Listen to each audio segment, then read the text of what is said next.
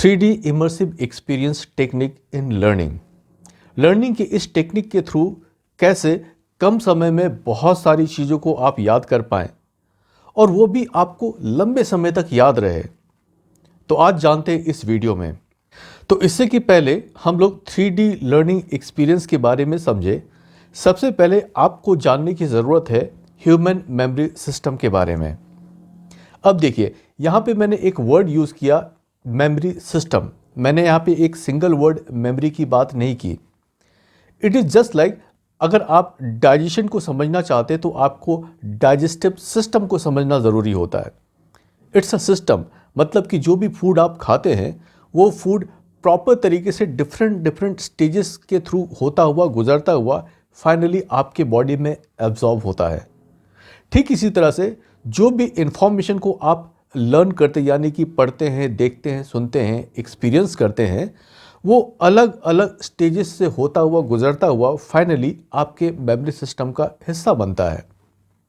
तो यहाँ पे मेमोरी सिस्टम में अलग अलग वो स्टेजेस क्या है जिनके थ्रू इंफॉर्मेशन प्रोसेस होता हुआ अल्टीमेटली आपके मेमोरी सिस्टम का हिस्सा बनता है। मेमोरी सिस्टम में there are 3 different stages. These are called registration, retention and recollection. तो दोस्तों, आज के इस वीडियो में मैं बात करने जा रहा हूँ रजिस्ट्रेशन की। अगर आप प्रॉपर तरीके से इंफॉर्मेशन को रजिस्टर कर पाएँ, आप पाएंगे कि कॉम्पैरेटिवली आपको लंबे समय तक इंफॉर्मेशन याद है, आप उसे भूल नहीं पाएंगे, याद रखना आसान हो जाएगा।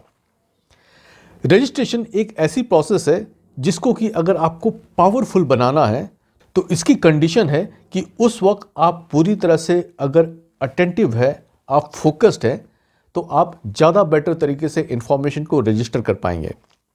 सेकेंडली, जब भी आपने देखा है कि कहीं किसी स्टूडियो में कोई सॉन्ग रिकॉर्ड होता है तो उस समय स्टूडियो को पूरी तरह से नॉइस फ्री रखा जाता है।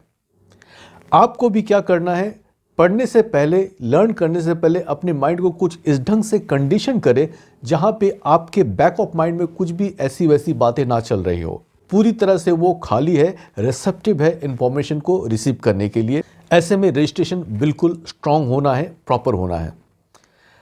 तो आज मैं स्पेशली चूंकि बात करने जा रहा हूं रजिस्ट्रेशन की, तो अब रजिस्ट्रेशन के भी अलग अलग मोड्स होते हैं जिनके थ्रू इंफॉर्मेशन आपके मेमोरी सिस्टम में एंटर करती है। और वो 3 मोड्स है, year, I and motor sense.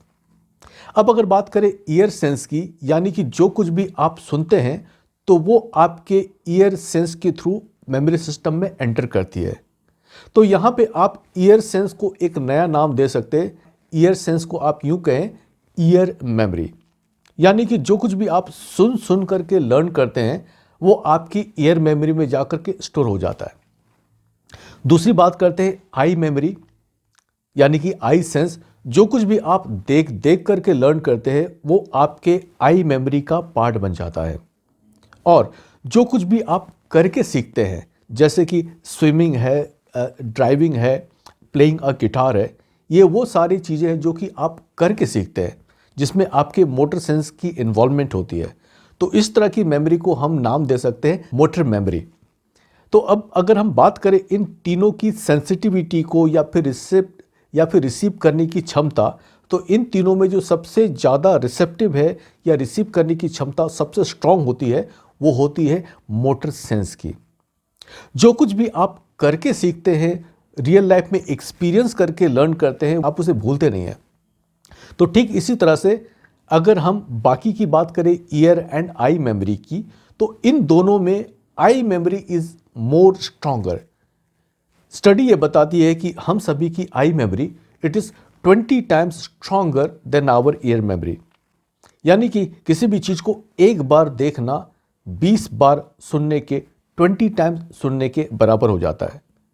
तो आज के बाद से किसी भी चीज़ को सिर्फ और सिर्फ सुन करके याद ना करें, बजाय कि सुनने के सिर्फ आप उसे देख करके, मतलब कि अपने इमेजिनेशन में देख करके याद करें। जब आप ऐसा करेंगे तो आप पाएंगे कि वो चीज़ें आपको लंबे समय तक याद रहती है। अब यहाँ पे आई मेमोरी का जब आप यूज़ करेंगे तो नॉट नेसेसरीली कि जो भी इंफॉर्मेशन आपके सामने आती है उन सभी को विजुलाइज की जा सके। However, try to make sure कि जो कुछ भी आप लर्न करते हैं उनमें कुछ क्या पिक्चर एलिमेंट है या फिर नहीं।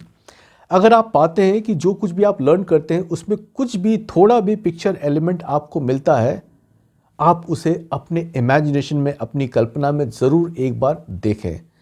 जब आप उसको देखते हैं, और ना सिर्फ देखते हैं बल्कि आप अपने आप को उसमें इन्वॉल्व कर लेते हैं, अपने आप को एक्सपीरियंस करता हुआ फील करते हैं उस विजुअल को, आप पाएंगे कि वो चीज़ आपको लंबे समय तक याद हो गई। इस टेक्निक को आप कहाँ कहाँ यूज़ कर पाएंगे, स्पेशली अगर आप हिस्ट्री पढ़ते हैं या फिर साइंस में किसी एक्सपेरिमेंट के बारे में लर्न करते हैं, तो बजाय कि उस एक्सपेरिमेंट को आप जस्ट सिंपली पैराग्राफ में लर्न करें, आप ये फील करें, एक्सपीरियंस करें अपने माइंड के अंदर विजुलाइज करते हुए कि उस एक्सपेरिमेंट को आप अपने हाथों से खुद कंडक्ट कर रहे हैं।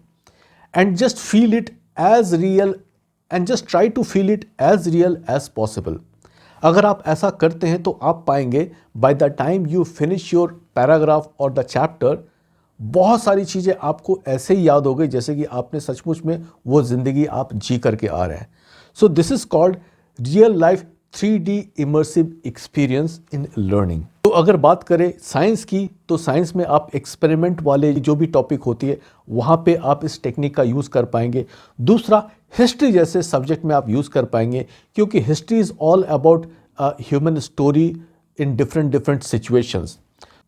तो उन इवेंट्स को याद रख पाने के लिए जो भी रियल लाइफ पर्सन रहे हैं इन्वॉल्व उस टाइम हिस्ट्री में, अपने आप को उनकी जगह रिप्लेस करके खुद देखिए कि जो भी घटनाएं उस पर्सन के साथ गुजर रही थी वो इनफैक्ट उनके साथ नहीं बल्कि आपके साथ घटित हो रही थी। अगर आप महात्मा गांधी के बारे में लर्न करते हैं तो आप सोचिए कि आप खुद महात्मा गांधी है उनकी जगह पर, और वो सारी घटनाएं आपके आजू बाजू गुजर रही है जो कि महात्मा गांधी के साथ गुजरी। अगर आप पढ़ रहे हैं मंगल पांडे के बारे में तो अपने आप को मंगल पांडे के रूप में देखें और वो सारी घटना को अपने इर्द गिर्द होता हुआ, गुजरता हुआ फील करें।